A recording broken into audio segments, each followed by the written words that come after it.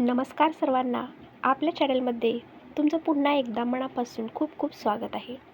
बघतांनो, आजचा विषय खूप खास आहे आणि थोडा गूढही आहे. कारण आज आपण जे बोलणार आहोत ते आहे दर्श अमावस्या आणि त्या दिवशी उंबरठ्यावर काय ठेवायचं याच्याबद्दल. आता तुम्ही म्हणाल, उंबरठ्यावर ठेवायचं म्हणजे काय? एवढं काय विशेष आहे त्यात? पण थोडं थांबा आणि जरा शांतपणे ऐका. तर उंबरठा म्हणजे काय हो? आपल्या गावाकडचं एक म्हण आहे, घराचा उंबरा स्वच्छ असेल तर आपल्या घरात देव राहत असतो. बरोबर आहे ना? तसंच उंबरठा म्हणजे फक्त लाकडाचा किंवा दगडाचा तुकडाच नाही, तर ते असते आपल्या घराची सीमा. बाहेरचं जग आणि आतलं घर याच्यामधील रेषा म्हणजे आपला उंबरठा. पूर्वीच्या काळी बघा, आजी सासूबाई रोज सकाळी उठून सगळ्यात आधी काय करायच्या? तर उंबरठा धुवायच्या, रांगोळी काढायच्या, हळद कुंकू लावायच्या. का बरं? कारण त्यांना माहीत होतं की घरात येणारी जी ऊर्जा, वातावरण, शांतता सगळं उंबऱ्यापासूनच सुरुवात होत असतं. तर बघतांनो, माघ अमावस्या किंवा दर्श अमावस्या जी असते ना, तर इतकी खास का असते? तर माघ महिन्यातील जी ही दर्श अमावस्या आहे ना, ही पितरांची, शांतीची आणि नकारात्मक शक्ती दूर करण्याची रात्र मानली जाते. या दिवशी वातावरणात ना एक प्रकारची शांतता असते आणि जे आपण श्रद्धेने करतो ना, त्याचा परिणाम आपल्याला हळूहळू दिसायला लागत असतो. गावाकडं तर एक दिवशी नदीवर स्नान करतात. गावाकडं तर या दिवशी नदीवर स्नान करत असतात, दान करत असतात आणि घरात विशेष साफसफाईसुद्धा करत असतात. उंबरठ्यावर आता आपण काय ठेवायचं ते बघूयात. सगळं सांगते मी. उंबरठ्यावर सगळ्यात अगोदर थोडे काळे तीळ घ्या, त्यात थोडे तांदूळ मिक्स करा आणि उंबऱ्याच्या मधोमध ठेवा. आता म्हणाल असं का? तर काळे तीळ हे शनी आणि पितरांशी संबंधित मानले जातात आणि तांदूळ म्हणजेच शुद्धता. तीळ आणि तांदूळ ठेवले की पितर समाधानी होत असतात. जर घरात वारंवार अडथळे येत असतील ना, काम होता होता थांबत असेल, नोकरीत आपल्या त्रास होत असेल, व्यवसायात नुकसान होत असेल, तर हा छोटासा उपाय तुम्ही करूनच बघा. आणि दुसरी गोष्ट आहे हळद आणि कुंकू. आपल्या उंबऱ्यावर हलकंसं हळद कुंकू लावा आणि हळद म्हणजेच मंगल असते आणि कुंकू म्हणजेच शक्ती. पूर्वी लग्न झालेल्या बायका उंबऱ्याला कुंकू लावून नमस्कार करायच्या, कारण उंबरठा म्हणजेच घराचा रक्षक असतो. आणि तिसरी गोष्ट आहे, हा सगळ्यात महत्त्वाचा भाग आहे हा.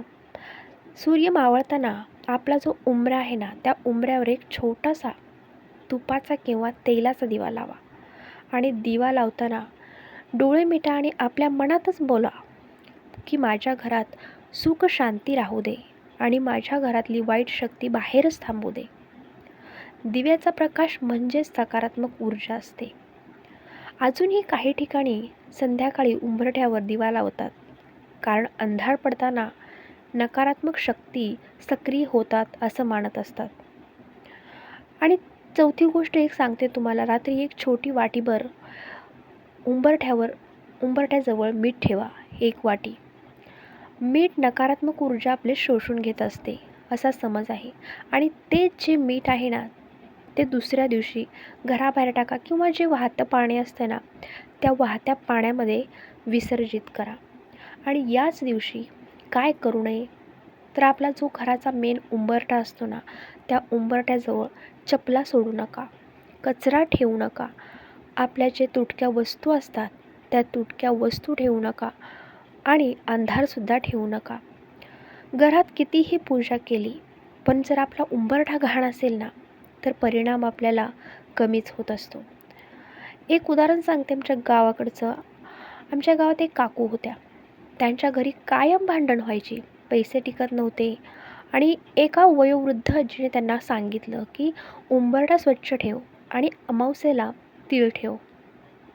त्यांनी हा साधा उपाय केला आणि एकदम चमत्कार असं झाला असं नाही, पण हळूहळू त्यांच्या घरातलं वातावरण बदलायला लागलं.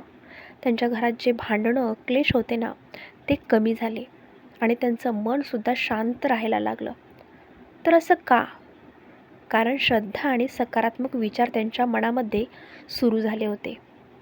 अजून एक छोटा उपाय सांगते. उंबरठ्यावर एक छोटं स्वास्तिक काढा किंवा रांगोळी काढा. रोज नाही जमलं तरी अमावस्येला जरूर काढा. आणि सगळ्यात महत्त्वाची गोष्ट म्हणजे हे सगळं करत असताना ना मनात भीती ठेवू नका. फक्त श्रद्धा ठेवा. हे काही जादू नाही. हा एक सकारात्मकतेचा सुरुवात करण्याचा मार्ग आहे. मोठे उपाय करू नका, मोठा खर्च करू नका. साधं सोपं करा, पण मनापासून करा. या माघ अमावस्येला, या दर्श अमावस्येला उंबरठा स्वच्छ करा, तीळ ठेवा, दिवा लावा आणि एकच प्रार्थना करा की माझ्या घरात सुख, शांती आणि समृद्धी नांदू दे. चला तर मग यंदा तुम्ही हा उपाय करणार आहात का? मला कमेंटमध्ये नक्की सांगा. आणि हो, जर तुम्हाला ही माहिती आवडली असेल तर व्हिडिओला एक लाईक करा, शेअर करा आणि अजूनही आपल्या चॅनलला सबस्क्राईब केलं नसेल तर सबस्क्राईब करून घ्या. भेटूया अशाच पुढच्या व्हिडिओमध्ये. तोपर्यंत श्री स्वामी समर्थ.